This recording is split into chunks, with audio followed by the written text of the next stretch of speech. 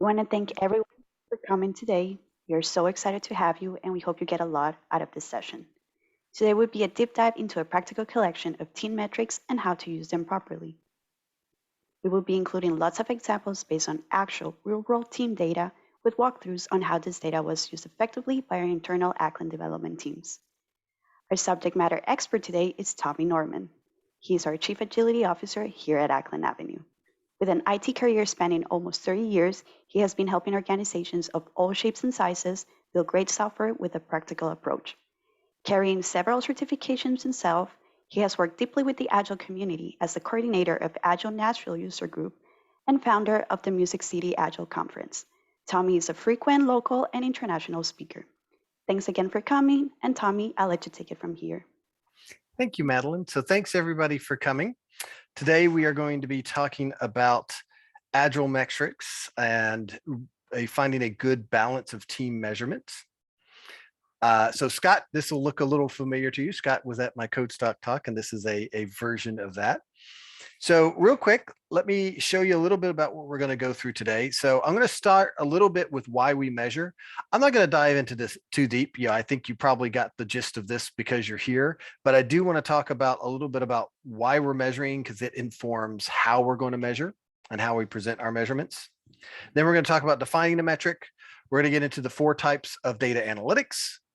And then we're going to talk about how we balance those metrics so that we are using them to create a culture of curiosity and continuous improvement rather than a culture of fear. So just real quick, I already kind of got a quick introduction from Madeline, but just to let you know, I'm the Chief Agility Officer here at Acklen Avenue. My job is to make sure that we are a good Agile partner for our software development teams. We do software development teams as a service. We also have individual contributors, et cetera, et cetera. I also, as we said, I run the Agile Nashville User Group. We are back in person. We had our second in-person meeting this week, and it went really well. We haven't got back up to pre-COVID levels of people involved yet, but we'll get there eventually. And then also Music City Agile, which is part of the larger Music City Tech Conference, which we don't have dates to announce yet. We are narrowing those down, but I think it's going to be in October this year. So as soon as I know more about that, I will put that out. Also, if you have a link or subscription to O'Reilly Learning Online, which used to be Safari Books. A lot of companies have these. I have a lot of content out there as well, and do some deeper dives into this type of stuff. Some 3 and 4 hour really deep workshops out there. So that's another place you can find some of this information. Also, I want to mention another thing we do. Every 4 weeks, we do something called office hours. And office hours is basically just an hour where I'm online and people come on and we talk about whatever is the burning topic of the day. If you have something you want to ask, we'll kind of bring up a topic. I'll discuss it. People will chime in. It's just a really kind of good virtual version of my user group, but a small little intimate setting just to kind of have those kind of questions there. A quick thing about questions when we're going here. So I'm going to ask everybody to be muted. It looks like everybody is. Thank you for that. And then if you do have questions that are going on, then I would like you to put that in the chat. And Madeline and Heather are going to be monitoring the chat and grabbing all the questions. And then at the end of each section, I'm going to make sure I go through some of those questions. And then also at the very end, I will stay around. And if there's any questions that I might put in a parking lot because it might be a deeper answer that I can get into, or it might be off topic, I will push those things to the end, but I'll stay around for a little while to answer those questions at the end. So as soon as you have a question, just pop it in the chat. We'll grab those. I'll address them at the end of each session. Anything that I can't answer at that point in time or is a little off topic, I might move to the parking lot and answer at the end. So with that, let's get into it and let's talk about why we measure. So there's this idea in Lean called concept to cash, meaning somebody has an idea. I have an idea for a product. I have an idea for a new feature, whatever it is. And I then want to get a group of people together to help me actually deliver that, get it out in the world, and actually start making money off of it or some type of value. It could be I make money off of it because it's a product that I'm selling. I get revenue off of it. It could be something that is automating or streamlining some process internally. So I'm saving money or saving costs or avoiding costs. But whatever it is, as soon as I have this idea, the clock starts ticking.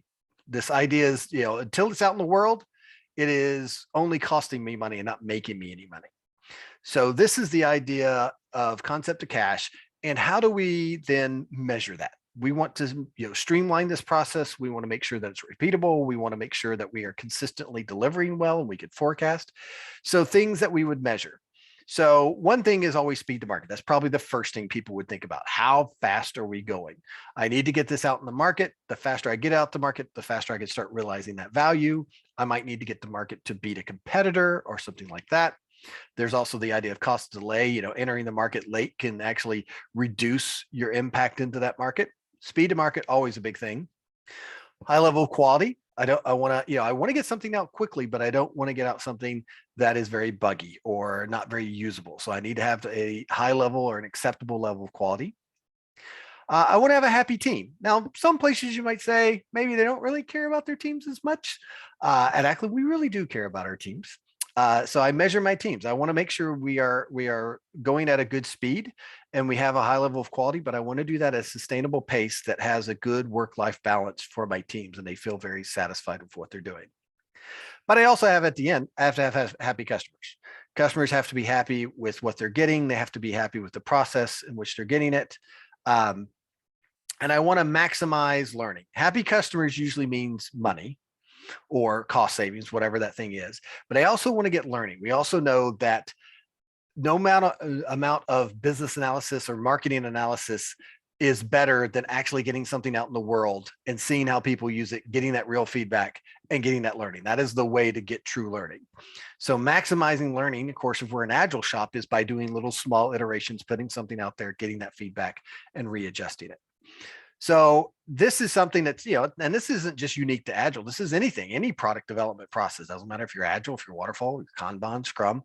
These are things that you have to go through to develop a product to put out there and things you're going to be concerned about. So these are going to be the types of things we start measuring. So metrics are about goals. I want to know performance. How fast are we getting things out there? What is the level of quality? Measurements are about risk. So while I'm in the middle of doing something, what is possibly something that's going to happen that might prevent me from getting things out when I think it is, or might make what I'm putting out there not as high quality as I want. So I want to get ahead of some of these problems by measuring them. Continuous improvement. So when I'm building stuff, there's always ways to get better at it. So sometimes this data and these metrics can help me understand how to do it better the next time. And of course, at the end, it's about outcomes. Did what I thought was going to happen as far as revenue? We thought put out this new report and we'll get 25% of the market. Did that happen? Or we put out this sales automation tool and we cut sales lead times in half. Did that actually happen? Did we get the outcome we thought? So all of these things are also helping us inform business decisions. So business decisions are about value. And there's basically 4 types of value. It's either going to increase revenue, it's going to protect revenue, which is about not losing people to other competitors, decreasing costs, so automating something, streamlining something, making the data collection a little bit better so we don't have bad data, and also avoiding costs. Avoiding costs would be things like, I don't want to have a buggy system that I'm having to constantly, put money towards. I want to be compliant. So if I'm not compliant with something, then I may have to pay fees or, anything like that, punitive damages. So for not being compliant, I need to make sure I do that. So pretty much anything you build in a software product does one of these 4 things, if not more than one. And you should be able to kind of draw back to this every time. And when I put something out, I should see, did it do the thing I thought it did? Did it realize one of these values? And if not, what did I learn? So that I can make the next decision a little bit better. Now, metrics, then we actually start talking about teams, are about behavior. So human beings adjust their behavior based on metrics they're held to. This just happened to me today. I am measured, as one of my things as a thought leader is when I go out there and have all these people look at things, hopefully some of them eventually come and they become a lead for us. So they want to do stuff with Acklen. That is why they let me go and do all this fun stuff. How that's defined is very interesting to me because, if one of the salespeople say, well, that's not really a lead, and I think it's a lead because I get rewarded from that, that will drive my behavior. You have to be careful about things because what you measure becomes what you are. So metrics are about behavior. So we would hope that metrics are more about influencing behavior. So there's behaviors we want and we might observe that behavior, and then we might put things in place that we try to influence that behavior. And that's usually a healthy way to try to get the behaviors I want. But we have to be careful because, as I said, you are what you measure. And when a measure becomes a target, it ceases to be a good measure. You see this all the time. The most common one is, I need you to build 40 hours. You have to build 40 hours every week. Now, does that mean you're actually getting good outcomes? Maybe, maybe not. But if I am constantly, going around and looking and saying something as a manager of about, did you get your hours in? Oh, so-and-so's less than 40 hours and so-and-so was more than 40 hours. Good job for you. I start making that a measure. And so everybody's going to have 40 hours in, every time. But it's because that became a goal. It became a measurement that was a target instead of something I was looking and being curious about. So you have to be careful of that. And that's called Goodhart's law. And what will happen is, and it's a very subtle difference, the metric starts becoming a way to enforce behavior. And it's different than influencing. And that's where you will set, this is the behavior I want, or the goal that I want. And then you will enforce.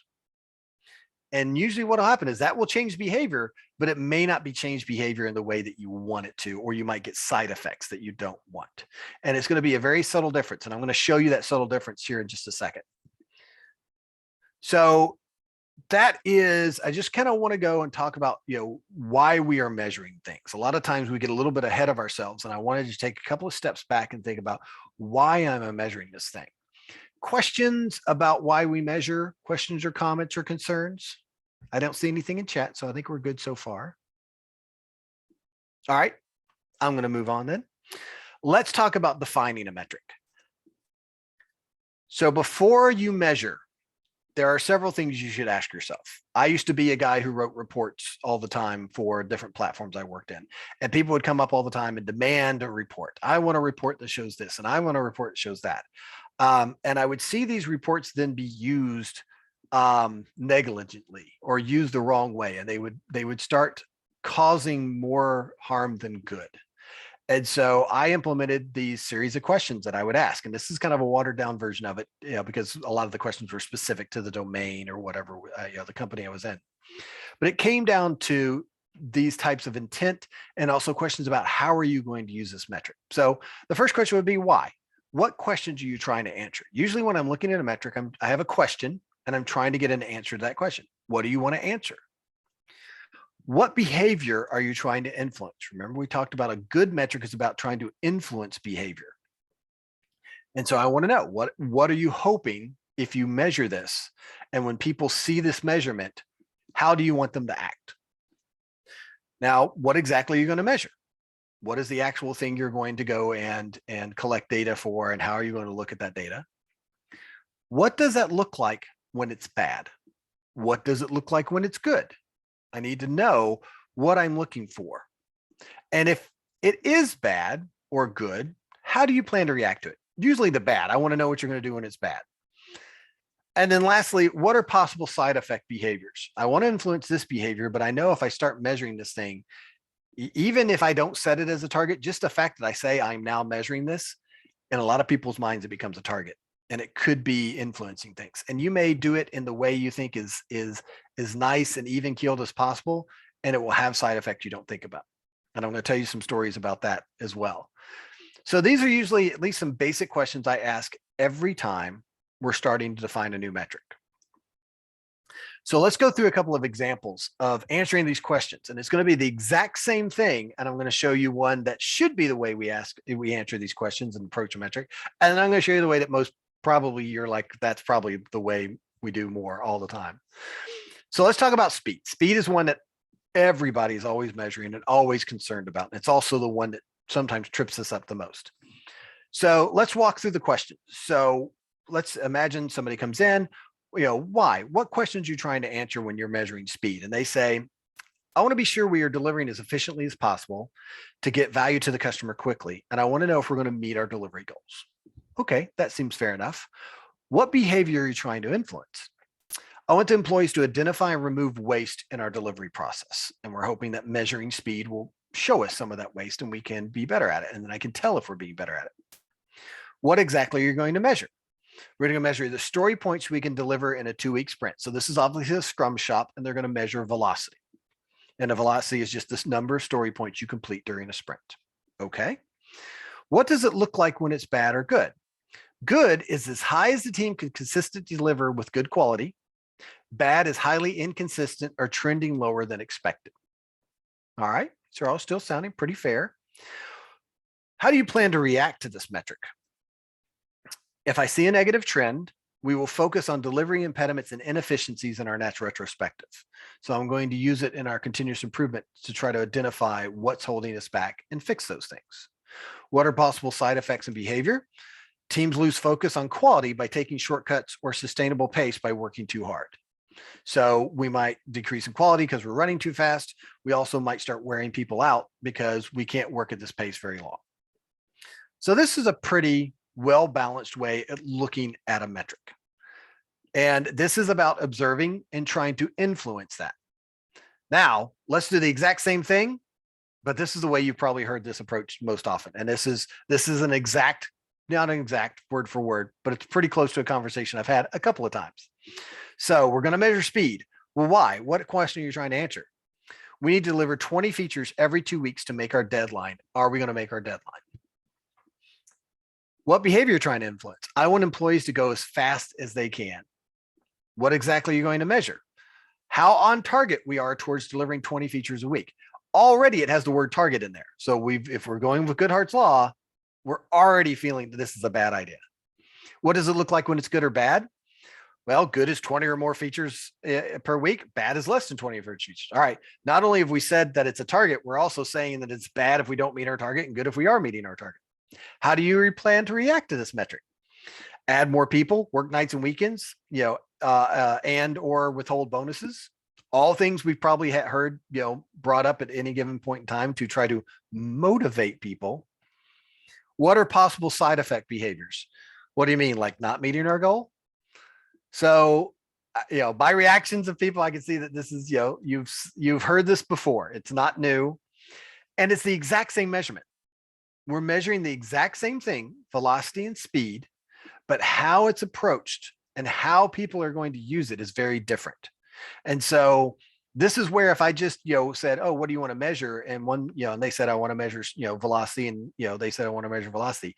That's the exact same thing, but I can tell that this metric is going to be used very differently. And not only just how I create this metric and actually implement it, but actually how management responds to it. How you react to bad news dictates how you're given bad news. And we'll talk a little bit about that later on. So again, just by the way I approach it, that second way is more about fostering a culture of fear. Because I've already said, if you're not making 20 story points a sprint, you're failing. And we can't fail. We have to meet our deadline. And if we can't, do it with our regular pace, then we're going to work nights and weekends, things like that. And so, this is going to automatically, before we've even started, and I've worked at companies like this where I remember having this big kickoff at a big company. I won't say its name. And the lady running it said, this is going to be a great project, we're going to probably have to work some nights and weekends. And I'm like, we haven't even started and we're already talking about working nights and weekends. This is not a great project. I don't know what you define a great project as, but that's not how I define one. And that's exactly what we did. It's like that. Where did that guy get that 20? We need to do 20. Well, he probably said, I want all these features. We have this much time between it. We have 2-week sprints, divide by that. That's how much I need. That's like, Usain Bolt can run very fast. But if you then go to somebody else and say, run as fast as him, because I need you to, run as fast as him to make what I need to do. I am not Usain Bolt. I'm not going to run at that. You're now dictating a pace you may not be able to do. We know I can add people and I can do certain things, but that only can be done so much. So again, exact same measurement, but just 2 different ways of approaching it can greatly affect how this is actually used and the impact it has on a team or an organization. So I don't think we've gotten any questions so far. Any questions about why we measure? The defining a metric, some of these questions before we get into it. Great. As I said, when you have a question, just put it in chat. We'll record it and I'll address them at the end of each section. So let's get into the meat of it then. I promise we're going to go through some slides and then I'm just going to start opening stuff up and showing you stuff and going through metrics. So I want to talk about the 4 types of data analytics. If you've been around data analytics or data science stuff, you've probably seen these 4 types before. It's descriptive, what happened; diagnostic, why did it happen; predictive, what do I think is going to happen; and prescriptive, what should I do if this happens? And these are the 4 stages of data analytics. And we're going to dive into each one. We're going to take an example and kind of walk through all of it together. So descriptive diagnostic metrics is probably the bulk of what you've seen. We have a lot of examples of this, and it's 80% of probably data is collecting it, looking at the data, and just drilling down into it. So that's probably the bulk. And the last 2 we're going to get in, prescriptive and predictive, are the ones that probably people don't use enough or don't use as well as they could. So descriptive is what happened. So here's a quote from Harvard Business School that talks about 80% of business analytics mostly involves descriptions based on aggregations of past performance. It just shows you things that happened. So here's an example. This is a velocity chart. It's at the end of each sprint. We record what our velocity is. We put it on a chart. And then over time, I can do things like get the average of that. So here's, we see our average is 23. What does that tell us? Not a lot. It informs us that what our velocity is. But when I try to infer things from it, when I try to be predictive, what does this mean is going to happen in the future? This is only marginally helpful. Also, I can see a big jump. At one point in time, velocity was really low and then it was really high. Why is that? Well, I don't know. So this is really the bare minimum. This is descriptive. It tells you what happened as far as speed. So let me show you a little bit more about this. I'm going to jump out of here and we're going to go over here. Let me zoom in a little bit. Okay. So let's start with the simplest thing we can do. This is what I would call a velocity control chart. Now, later on, I'm going to show you our metrics here at Acklen. Just know they won't look the same because we are more of a lean and Kanban, and we use delivery rate, which is basically your cycle time and your throughput. It's the same thing, just the rate at which you're delivering things over a certain amount of time.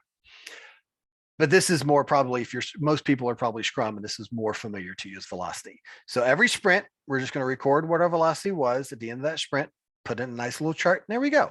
So, that's pretty good. Gives us some information. I can get a little bit more information. Now I can, do some math and I can get an average. And I see that it is 23. And so, all right, well, then I could go to a release plan. And let's say I have a backlog with a whole bunch of stories in there that are estimated. And you can see some of them are, when you get to the bottom, lots of them are larger. Things at the top are a little bit smaller or more well-defined. And we've got a total story points in our backlog for this release that are 319. And there are 20 sprints before our deadline. Now, some people might say, oh, Tommy, we're Agile. Do we not have deadlines? We always have deadlines. You don't get away from that. That doesn't mean you can't have deadlines. I just know that with the iron triangle of project management, if you remember what's at the 3 corners of the iron triangle of project management, time, money, and scope. You get to choose 2 of those. One of them you have to be willing to negotiate on. So it's total amount of story points, the number of sprints for a deadline, what our velocity is, and then you can just go and divide that, 23 into 319. How many times will go in there? Round up 14. Okay, well, that means with what I have now, what I know right now, it looks like we would be done in 14 sprints, and we should be able to make our date because I have 20 sprints in there. I'll actually have a little bit of time in there. Now, again, this is very simplistic forecasting. I don't want to get too much into that.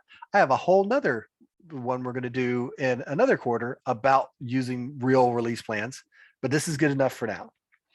So this is, again, informative, and we're using it to be a little predictive because we are taking it and kind of saying, oh, if this based on this average, I should be able to make it. Now, I'm going to tell you that this is a lie in a minute, and we're going to see why when we get a little bit more prescriptive.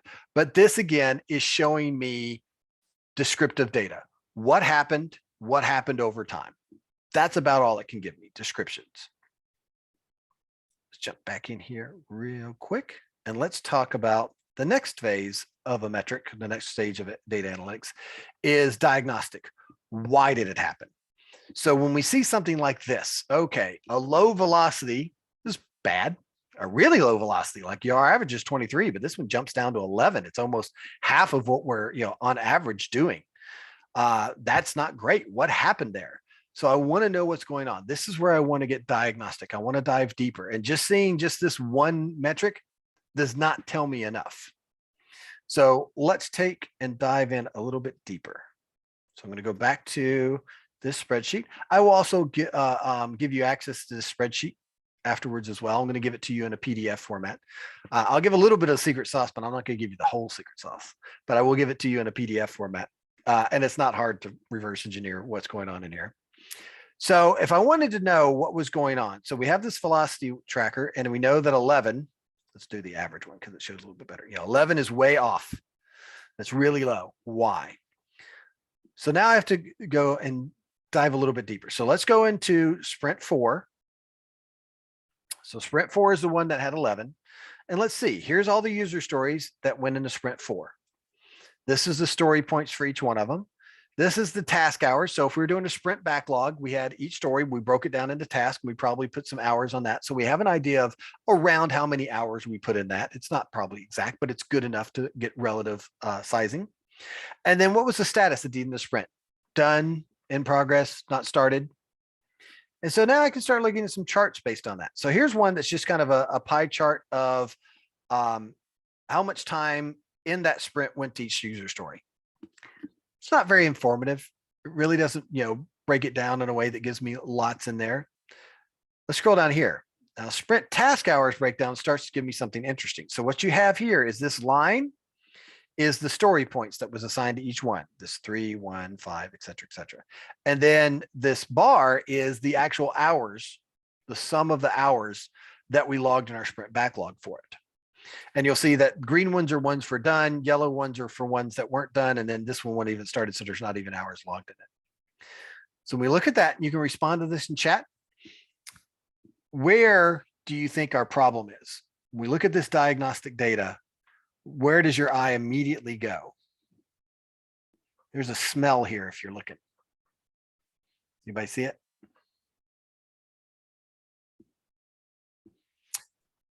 So let's look at the ones that took the most time. Story 18. So story 18 is a 1. We estimated that 1 story point. And if we look at other ones, so here's one that took about 5 hours. This one took about 6 hours. This thing took about 20 hours. Well, that's a lot different than these other ones. It's almost as big as something that was a 5. So this we thought was going to be a 1, but the actual hours we worked on it shows that it was not a 1. It's one that got away from us. So then your question might be, why did it get away from us? Well, now I need to drill down the next level of diagnostics. So let's go and look at task hours breakdown.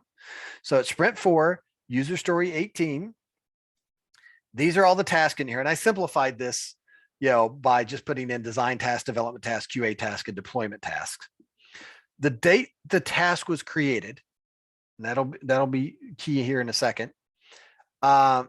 And then the estimated hours. And then just to make my chart easier, I have cumulative hours. It just totals it up as I go along. So again, let's scroll over here and we'll see a big pie chart about how much each type of task took up. So, 50% up was development. And then it seems to be equally split on the other half of being QA, development, design tasks. Is that good or bad? I don't really know. I mean, you would think that most of the time goes in development. Okay, so that seems right. So what did that really tell us? That didn't really tell us that much. Let me go over here and show you something different. So I take that same data and I put it in a pivot chart. And I start looking at this. This is task growth over time.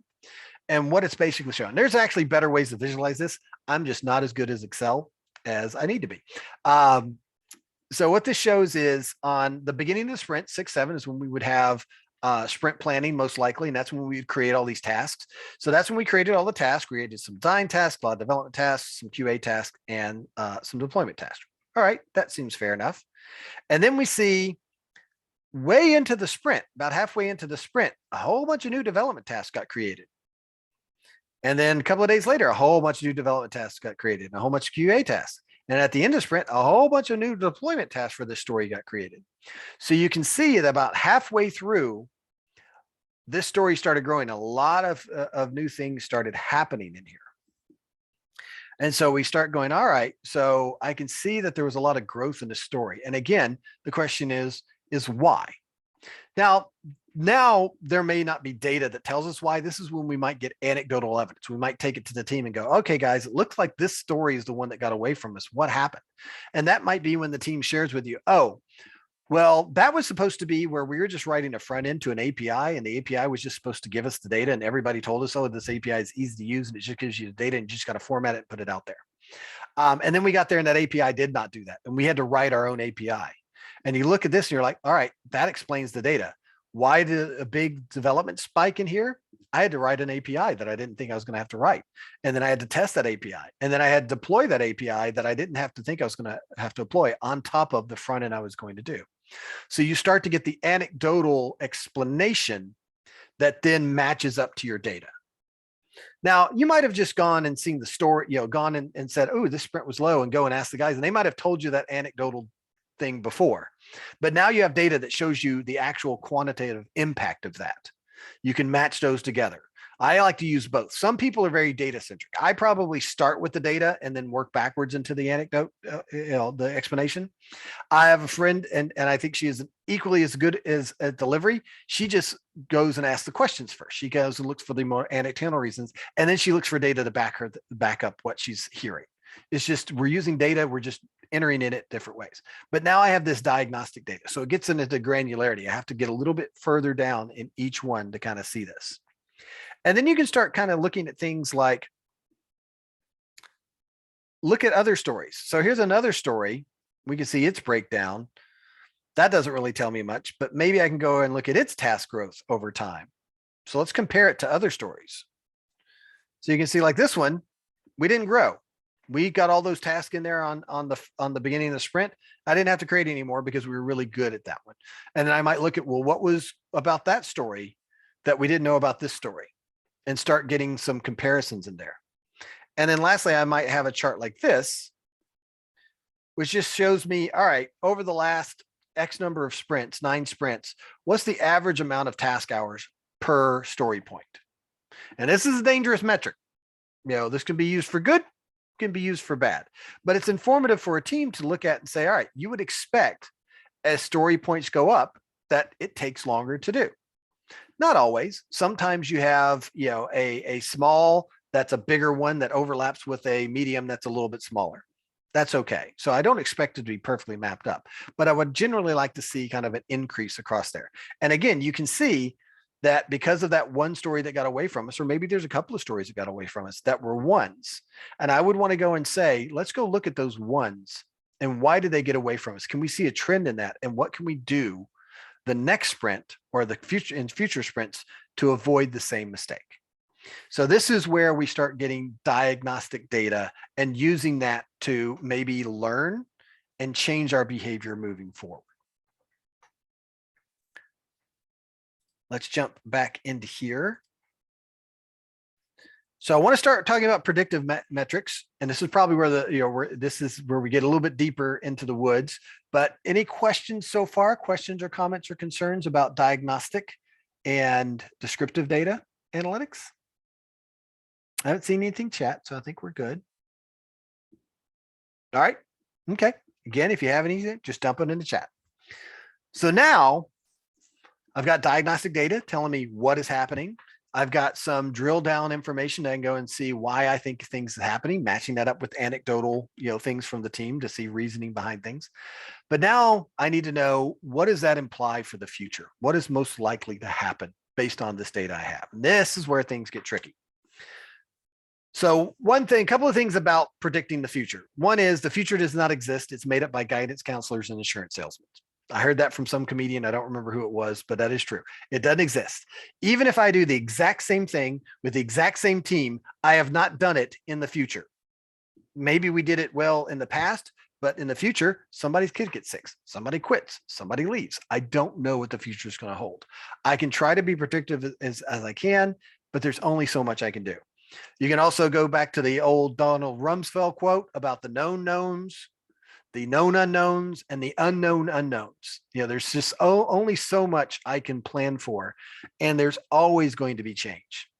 So I used to be one of those guys that I thought the more information I have, the better I can be prepared for things. And then it didn't matter. Everybody has a plan until they get punched in the face. That's from Mike Tyson. Or the more elegant quote is, no plan of attack survives first contact with the enemy. But either way, I don't know what the future is. So when I'm predicting things, we just need to kind of let go of nothing's going to be 100%. There's just never going to happen. Nothing. And you might say, well, Tommy, the sun's going to rise tomorrow. Is it? Are you sure? I don't know. These are some crazy times. I don't know if that's going to happen. I don't know if I'd bet on it. I hope it does, but I don't know. So when we are trying to get predictive, one thing I want to point out is the flaw of averages. So remember, we had our velocity and we got our average velocity, and this is probably what a lot of people do. They'll take their average and go, oh, that's what I'll use because it is a good indicator of how we'll deliver in the future because it's the average. Ooh, that's bad. That is bad. Don't use averages because it doesn't take in the idea of variability. And variability is the spread of that data. So when we're measuring variability, we're going to do something called standard deviation. And what standard deviation does, and standard deviation confidence intervals, you go together. And what it's going to show you is upper bounds and lower bounds based on the spread of your data. The wider spread your data is, the larger your variability is, the more your upper bound and your lower bound will be away from the average.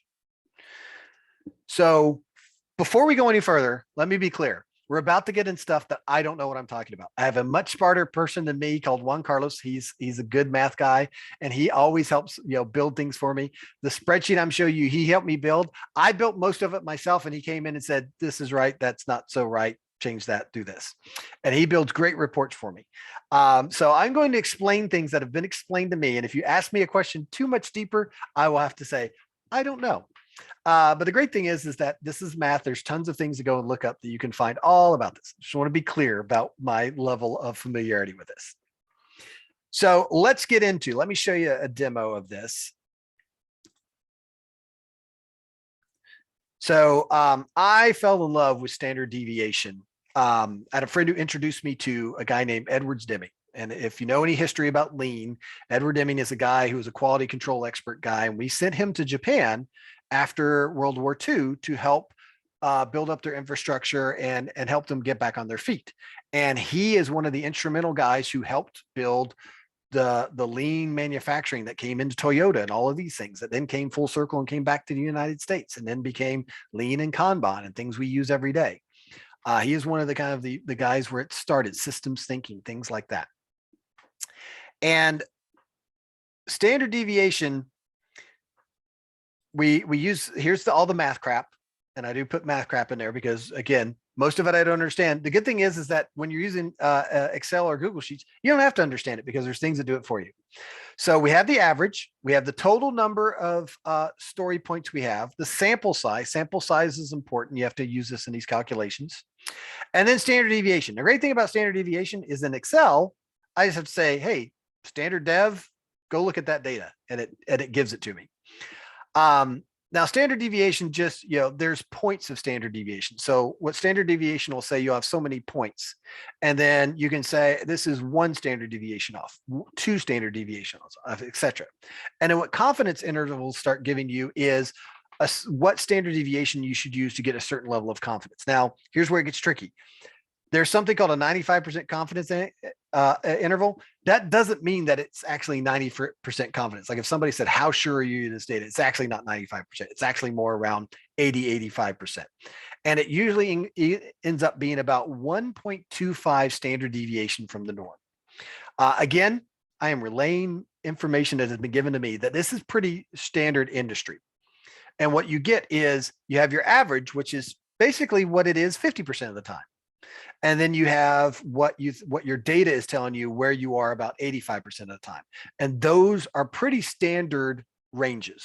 And that's what we use.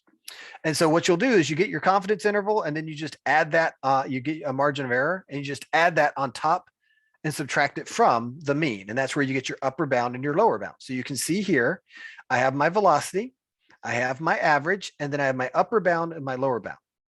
Now notice the upper bound is this gray dashed line, because when velocity goes up, that's great.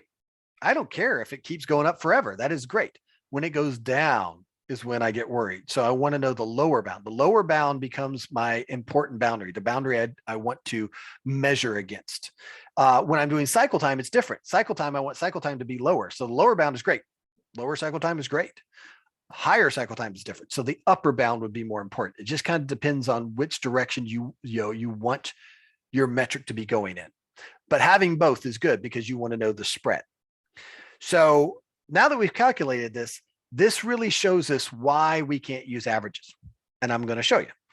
So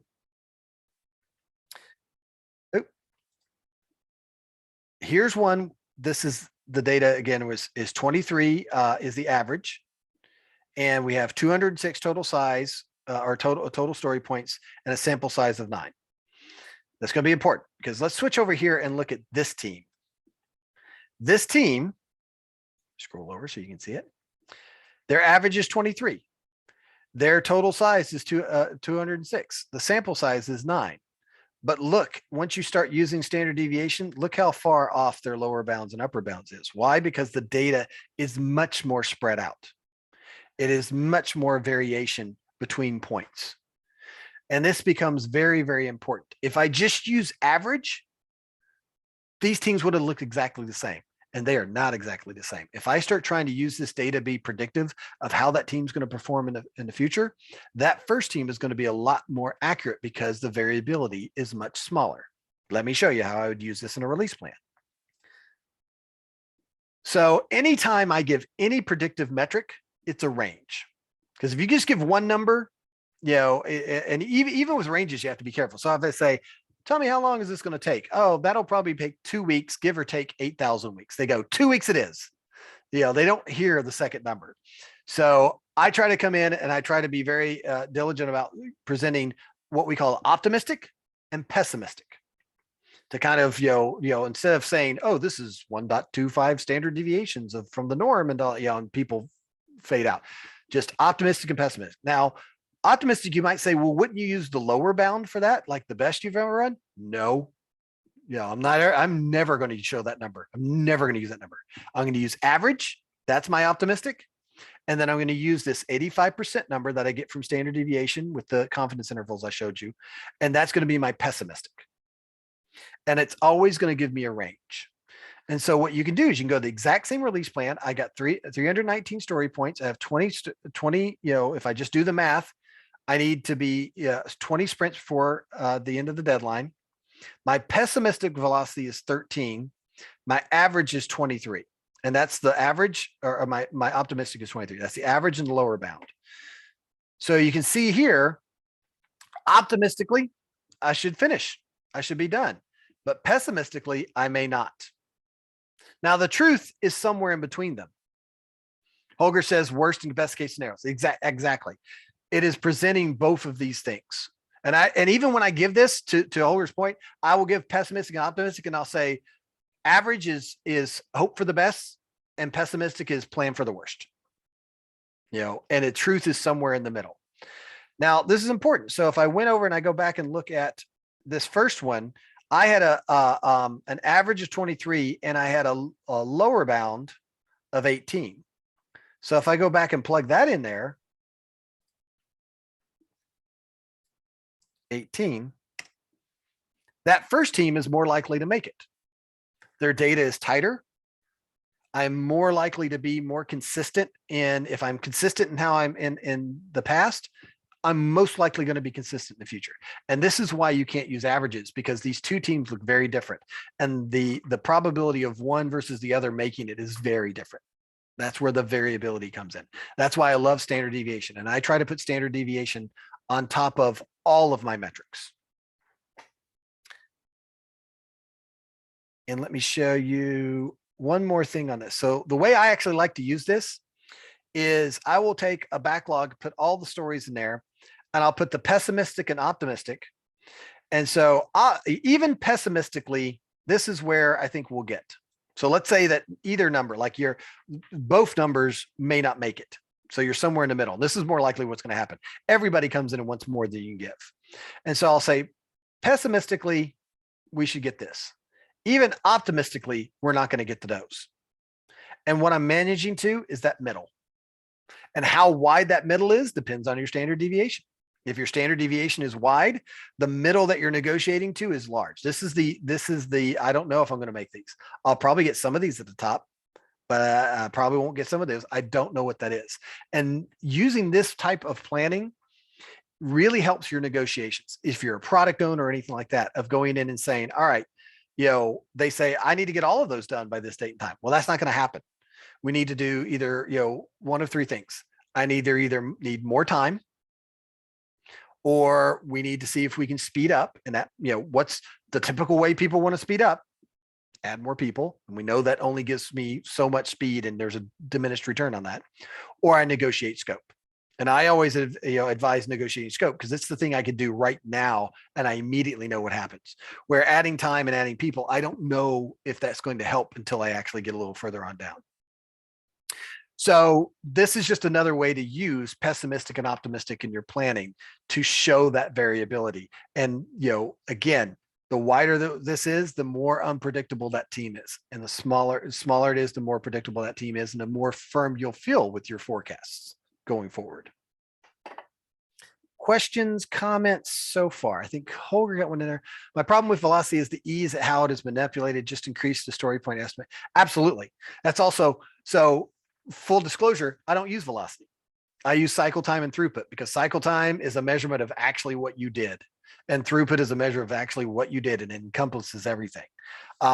So even if you use story points, I would still measure cycle time and throughput. That's a little bit more for this. If you want to talk more about that, I'll stay around later and I'll show you some reports on this. Megan said, but we can use story points versus hours breakdown to notice when teams are trending towards gaming the system. You can, but I worked at a place where they did exactly that. They came in and said, we're going to give everybody a bonus if we can increase velocity by X number of points this quarter. And I was like, don't do that. Don't do that. Every 5 is now an 8. Every 3 is now a 5. And did everybody get their bonus? Yes. Did we get a lot more value than we had gotten before? Not a lot. It was just, that is a perfect example of gaming. But again, if that's how you're compensating me, I can't blame people. I got to pay my mortgage. I got to put my kids through school. I got to buy more guitars. I'm going to work the way that makes the most sense. And it's not people, gaming. It's not, some people say, well, it's unethical. Some people don't even know they're doing it. It's just how they act. And when they have a couple of paths, it's going to be towards the path of where you're kind of forcing them on how you're using these metrics. All right. So I want to talk about thresholds and boundaries. This can help us warn us when we talk about what's going to happen. Sometimes I want to get ahead of something before it happens. So we talked about forecasting, but now I want to talk about risk. So one good thing about using upper bounds and lower bounds is it kind of shows us typically your data your standard is inside this range, your standard deviation. And I can set these boundaries. And what that allows me to do is see when somebody gets outside of that, that is not standard. It is an outlier. It is outside the norm. And so I always want to investigate outliers. I even want to investigate outliers at the top. Oops. The top one, yes, we said that was great, but I want to know that because it's still very far off. So the other thing is that a boundary is great, but after you cross that boundary, the cows are the barn. Something is way off. So sometimes you'll set thresholds, which means I'm not quite to the boundary, but you're getting close to it. So how should you set a threshold?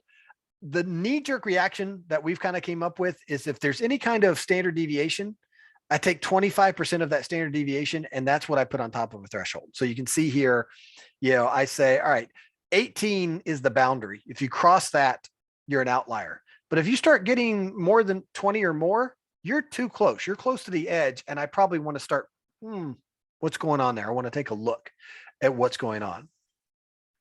So this is helping me identify something before it becomes an outlier. And that's where thresholds and warnings come into place. So boundaries help us find outliers.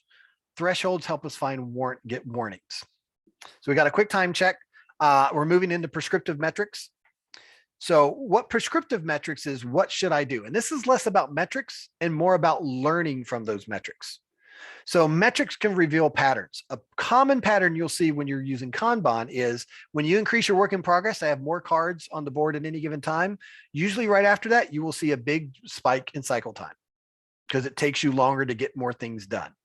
And I can see this pattern repeated over and over again. And what you're seeing is an actual one. I'm going to show you these at the afterwards. If you guys want to hang around, I'll show you what we use as metrics. But I can see this pattern. And so I can start telling the team, hey, before we get to this point, maybe we should look at that and see when we might be getting into these patterns. So you can see here, the team lowered their WIP, and I see that they also lowered their cycle time. So being proactive about these things. So when I see these patterns, something like, hey, if I see a sustained spike in reworks reported in the sprint, almost always I see afterwards a big spike in bugs reported outside the sprint. If I wasn't really sure about how I was building it inside the sprint, I will often see that there's going to be bugs outside. Not always, but there's a correlation. You probably see Jose on there, and he's nodding because Jose is on my teams and he looks at these metrics all the time. And we point out these metrics all the time to try to get ahead of these types of things. So a lot of times you'll also see if we have a lot of bugs, clients get unhappy. So we measure something called client confidence. Every 2 weeks, we ask them how confident they are in their team. And you'll see that it dips. And what do I know as a pattern? When the client says they're not very confident in us, what happens?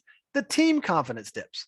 I see this pattern over and over again. Something happens, decrease in or a big increase in cycle time, a big spike in bugs, something like that. Client gets a little nervous. They report something bad. And the good thing is I can go and say, listen, this is normal. So after it happens, I can kind of say it's normal. We know where it's going to come back to. Don't worry about it. But the best thing about it is getting ahead of it and saying, I see this happening. I've seen this pattern in time. Before it happens, I'm going to do something.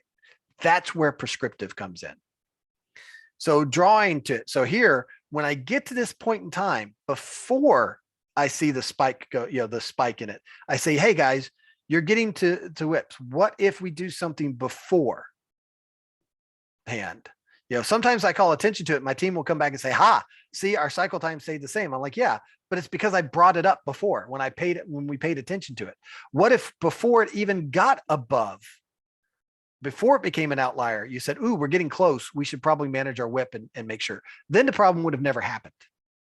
You wouldn't have had to readjust. I wouldn't have had that outlier. So again, this is about inspecting and adapting. Observe and try to influence. I don't say lower your WIP. I say, hey, your WIP seems to be going up high. What do we know happens when your WIP goes up? I know what this happens. All right, what do we typically do to try to address that? And there can be a lot of different things we do, and the team will implement some of those.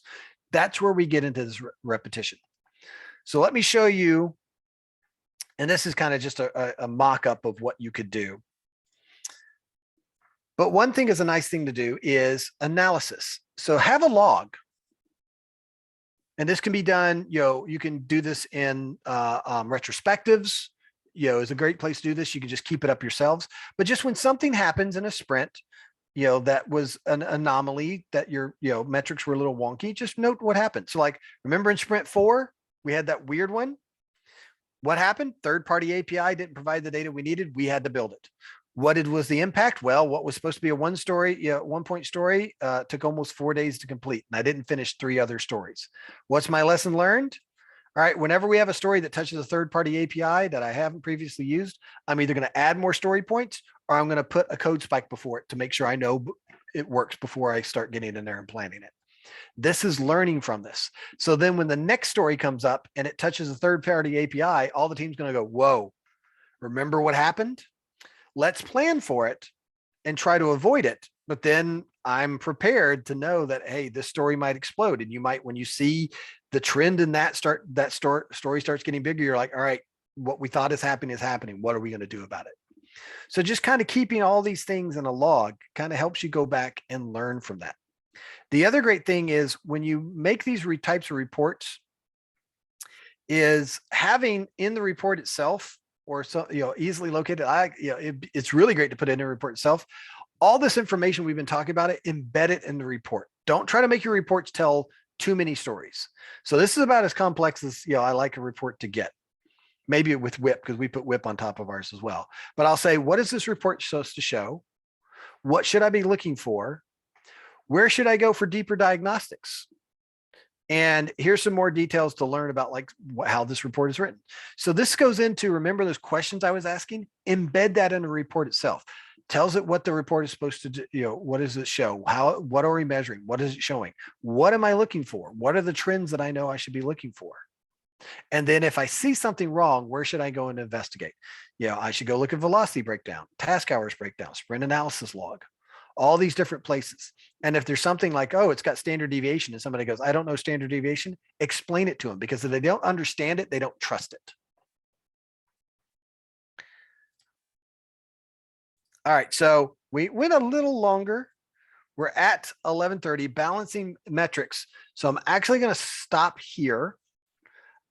If you had planned to only be here to 12:30, you need to hop off. I apologize that I didn't get to this section. If you can stay around, I'm going to go through this one real quick, and then I'll answer any remaining questions. So let me go through this real quick. This is really about talking about how metrics are connected. If I focus on speed and speed increases, almost always you'll have something like quality go down. They are connected. I run too fast, I start getting sloppy, things like that. They need to be balanced. If I focus too much on quality and we're doing a lot of more testing than we normally do, my speed's going to go down. Is that good or bad? I don't know, but I want to know it. And I want to make sure I see those patterns. So what we do is what we call metrics quadrants, usually about focusing on about 4 areas at any given time. And thank you. So remember we talked at the beginning, what are we most concerned about? Speed, quality, team satisfaction, and customer satisfaction, and outcomes. But customer satisfaction is usually round up. If customer's happy, our outcomes are usually good. So what a metrics quadrant is about identifying a handful in each one of these areas and keeping an eye on them. So we might have speed, where I'm looking at velocity and variation, that standard deviation. Quality, I'm looking at number of defects, number of reworks. Team satisfaction, I have employee satisfaction score that's coming out, daily, weekly, monthly surveys that go on top of that. Customer satisfaction, every 2 weeks, I'm asking about their confidence. Also, maybe usability metrics. Are they actually using the app the way I thought they would? 2 to 3 metrics per quadrant. Metrics that are immediate, 2 to 4 weeks, meaning if I change something now, in about 2 to 4 weeks, I should see that. A bad one for customer satisfaction for a team metric is like net promoter score. Net promoter score is so far away from me because it goes through marketing, goes through sales. They've already used my services and all that stuff. And then they say, I don't like working with you. I don't have a lot of say in that. And it's too far down. So that's why I like the customer confidence score. It's something I ask every 2 weeks. I do something in these next 2 weeks. I will know if that made the client happier because I asked them. So it should be very immediate. You also may change and rotate things in and out. There's a couple of times where we were looking at something and we said, all right, we've gotten that under control. Now something else is out of control. I want to now start focusing on that. And so I might rotate things in and out of this metrics quadrant at times. And what this helps is set up guardrails. So if I start focusing too much on one thing, you ever ride a bike and then you look at the side of the road, what happens? You go towards that side of the road. So if you start focusing on one metric a little too much, sometimes you'll drift to there. And I want to make sure that I can constantly looking at the other ones and making sure I don't see a dip in those. So if we start focusing on speed, I want to know if quality is affected. Metrics should be relatable. I just said this about net promoter score. How does it affect me? What can I do about it? So anything you're measuring, make sure it is something relatable. It's not long running and lagging, because that's not relatable. So let me, I want to show you real quick my idea of a trending dashboard. So I showed this one at the beginning because everybody loves this, red, green, and yellow. I hate that, because if you're truly measuring something and that's the only measurement you have, everything is yellow until you're done, and probably should be red. I tend to like a trending dashboard a little bit more with these types of symbols, and still using red, green, red, yellow, and green because we commonly use it. And what these mean is the shape is where is it trending. So if it's a down arrow, it's trending in a bad direction, a negative direction. If it's, the little block, no significant change. If it's up, it's trending in a positive direction. And then green, yellow, and red. Green is within thresholds. Remember standard deviation? So remember the threshold was something I put on top of that. If it's within that, is a green. If you get equal to or over a threshold, but not outside a boundary, you're yellow. If you get outside a boundary, then you turn red. And what this allows me to do is I can look at the top and look at certain things. Cycle time, which is my speed. Okay, it's going in a good direction and it's green. It's within acceptable limits. Dev cycle time is going good. Cards delivered. Okay, it's trending down and it's towards a threshold. I may want to look at that. What's going on there? Reworks and bugs haven't really changed. Nothing's really going on there. Team confidence is up, but client confidence is going down and it's getting close to a threshold. Why is that happening? This is a good place to start. It's a good place to show executives who may not care about all the details, but it's more than just good or bad. Is everything going good? As far as you know, sure. This gives you a little bit more idea of where to go investigate of where the problems might be. And then each one of these would have its own metric, and then probably underneath it, even more diagnostic metrics that you could look into.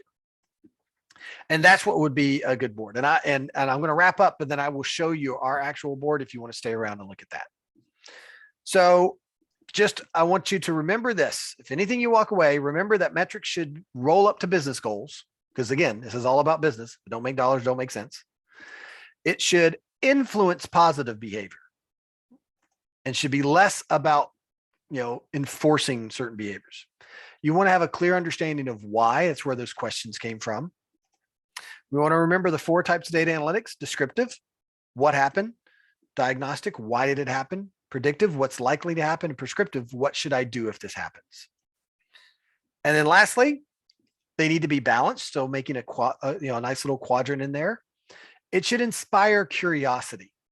It's not about punishing people. If you see a bad metric, don't go, "Oh my God, that's horrible. You guys are terrible, blah, blah, blah, blah." And that sounds like, well, I'd never say that. Well, you can say that without saying that, but be curious. Well, what do you guys think? What do you think happened? What could we do better? What are we going to look at? Just be curious, ask more questions than statements like, "Rrr." And also it should be used to drive improvement. The whole point of measuring things is so that the next decision I make is a better decision. And that's what metrics are really about, is about getting continuously better, because we know we're going to stumble and fail. It's going to happen to all of us. I just want to learn from it, and data will really help us firm up why those things are happening and give us a better chance of being better at it. So thank you. Sorry, I ran a little late. Real quick, if you want to contact me, there's my email address. Feel free to email me. I will try to respond in a timely manner. Give me couple of days sometimes. If you want to connect with me, the best way to connect with me is on LinkedIn. So if you just go linkedin.tommynorman.com, it'll take you to my LinkedIn account. You don't have to search for me. Twitter as well. If you go to O'Reilly.tommynorman.com, it'll take you to O'Reilly online and show you all of my videos on there. Again, you have to have a subscription to get to those, but you may already have one. Ask your company if you have one. Also, all the things I showed you here is what we do at Acklen. So if you actually have needs for software development that you can't handle with your internal teams, we would love to take a crack at that. And if you say, "Hey, I like how you do things," that's exactly how we do it. And then last is office hours. You go to officehours.acklenavenue.com. You'll get the registration page for the next one coming up. Heather, real quick, when is our next one? We just had one week ago. The office hour? Yes. The next one is, that's a good question. May 27th. May 27th is the next hour. So you go there, you can sign up for that. That is all the ways to connect with me. If you've got to jump off, I thank you so much for hanging out for an extra 7 minutes. I apologize for going over. If you can stay, I've got a couple of questions I want to get to there. And if you have more questions, you can actually absolutely put them in there. Otherwise, thank you so much for coming if you have to drop off.